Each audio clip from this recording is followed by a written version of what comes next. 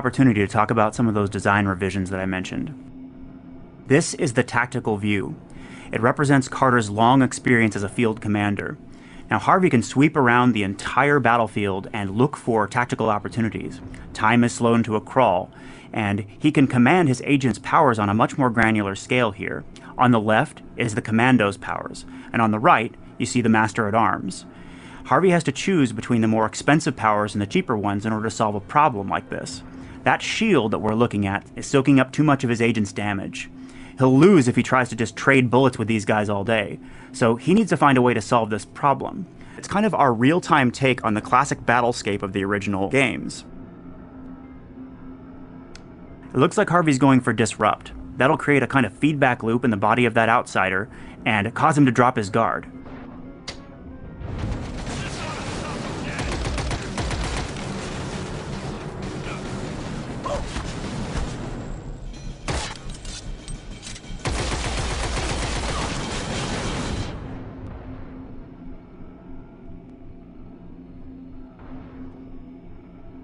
Now that simple trick was not enough, so he needs to find a way to take the focus of the fight away from himself and catch these guys in a crossfire.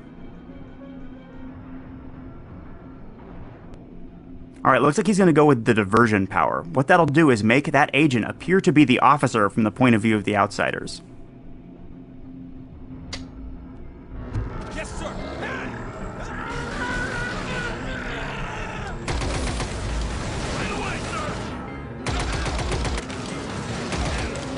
Nice. Harvey was able to take out the generator. And what that does is allow his agents to catch these guys in an easy flank. He can use those agent powers outside of tactical mode as well by binding them to the D-pad.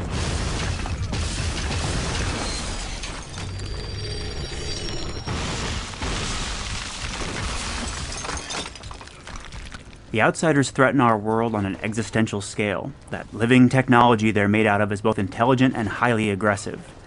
It's part of an ongoing plan to terraform our world and turn it into theirs.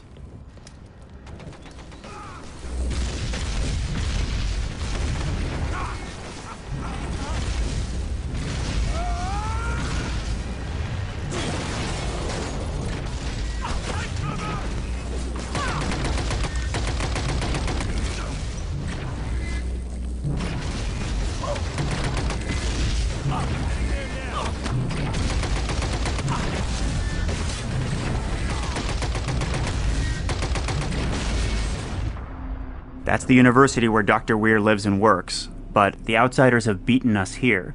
They've got a strongly reinforced position, and Harvey's at a real disadvantage. He's going to have to find a way to subvert the situation and make it work for him, using his agent powers.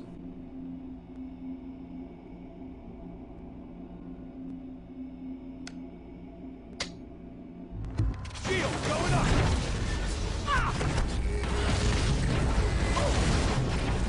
Right away.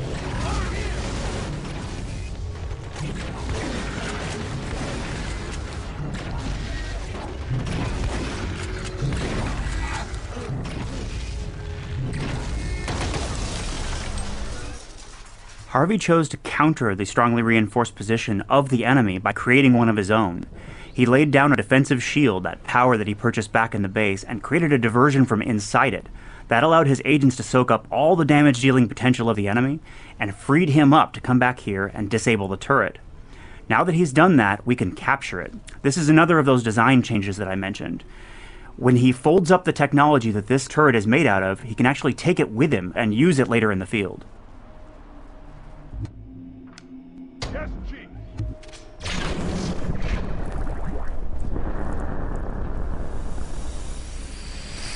Capture is one of Dr. Weir's designs. Now that Harvey has the technology for the turret in pocket, he has a choice to make. He can either melt it down for long-term research gains, such as new weapons, agent perks, and so on, or he can press it into service as a member of the squad and command it just like an agent. Whatever he wants to do, we better move on and get to Weir.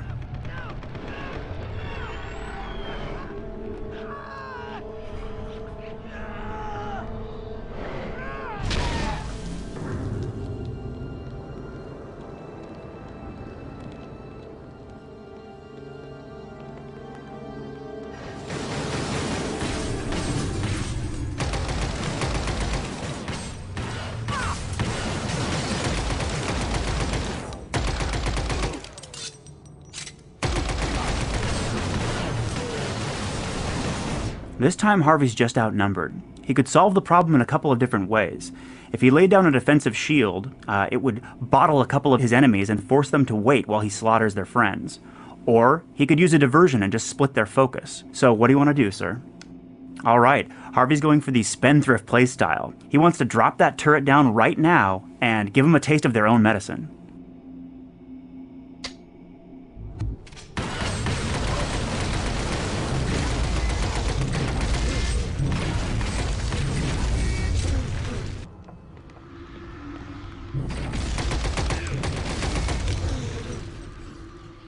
Now that Harvey's chosen to deploy the turret in the field like an agent, it has a limited lifespan. It's going to disintegrate pretty quickly, which means we should move on while it's still guarding our back. Now sometimes in the field you'll come across a novel design. This laser rifle, for example, is not adapted for human use, but if Harvey returns it to the lab, he can actually reverse engineer it and create a version that his agents can wield. In the meantime, we'll strip out the ammo and use it in one of our own alien weapons. That is one heck of a weapon. This is the disintegration ray. We've included it here to show the gains of the long-term growth curve in XCOM. If you're willing to invest in research and master the science of the enemy, you can take them on and remove their edge in combat.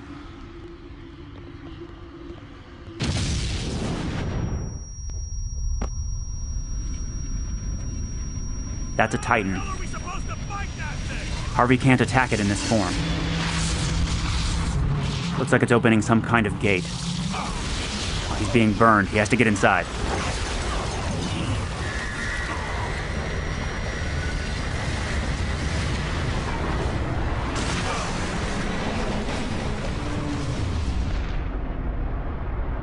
That Titan is terraforming this entire courtyard, bombarding it with some kind of cosmic energy and transforming it into something very much like the alien world. But it's far too valuable an opportunity for us not to attempt, at least, to capture it. The trouble is, if Harvey were to try and capture it right now, it would cost him 20 time units. Time units are the sort of currency of combat in XCOM, and Harvey doesn't actually even have 20 to spend, so he's going to have to find a way to weaken the Titan before he captures it. Okay, it looks like he's going to go with some kind of disrupt combo. Coming right up.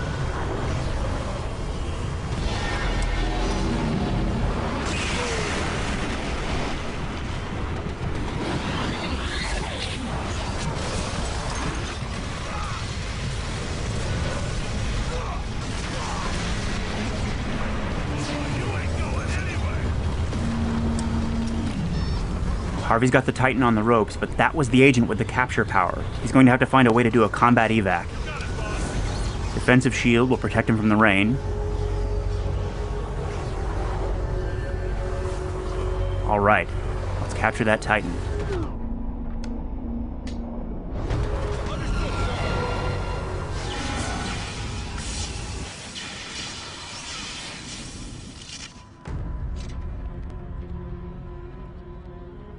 In XCOM, every enemy is an opportunity. We wanted to tear down the walls between what is traditionally understood to be the game environment, the squad, the enemy AI, and the player. In the right hands, we believe they should all become player tools.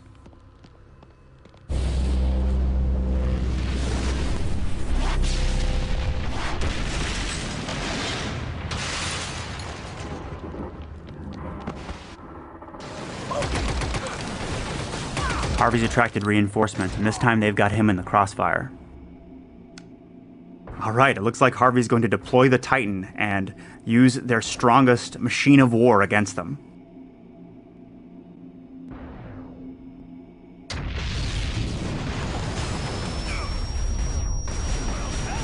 Now he can command its airstrikes just like an agent.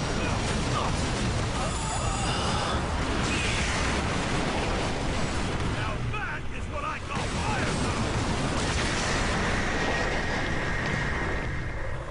The Titan doesn't have long to live, so let's press on and find Dr. Weir.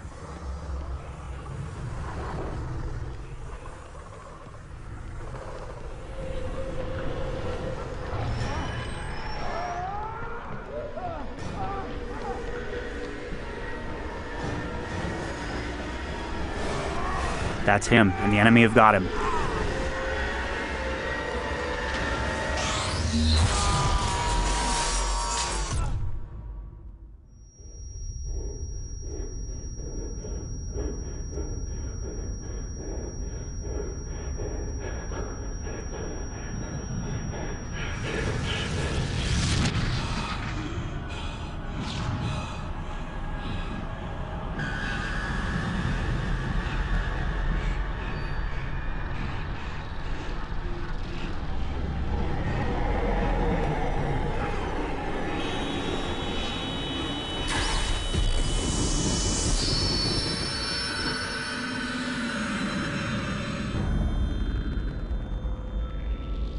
That's XCOM. Thanks for watching, everybody.